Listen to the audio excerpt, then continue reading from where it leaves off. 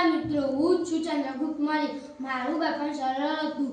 એક દિવસ મારું બાળપણ સરળ હતું, પણ હું ગરીબ પરિવારથી આવ્યો છું, પણ મારા સપના મોટા હતા। એક દિવસ મારી મુલાકાત મહાન ગુરુ ચાણક્ય સાથે થઈ હતી। તેમણે મારી અંદરની શક્તિ ઓળખી અને તેમણે મને શિક્ષણ આપી, યુદ્ધ કલા શીખવી અને તેમને સાચો રાજા બનવાનો માર્ગ બતાવ્યો। તે સમયમાં ભારત પર વિદેશી શાસકો શાસન કરતા હતા, લોકો દુઃખી હતા। ત્યારે મેં નક્કી કર્યું હું મારા દેશને એક કરું।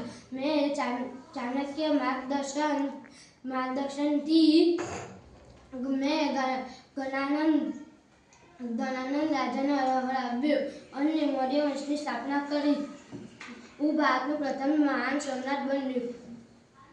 મારું રાજ્ય બહુ મોટું હતું।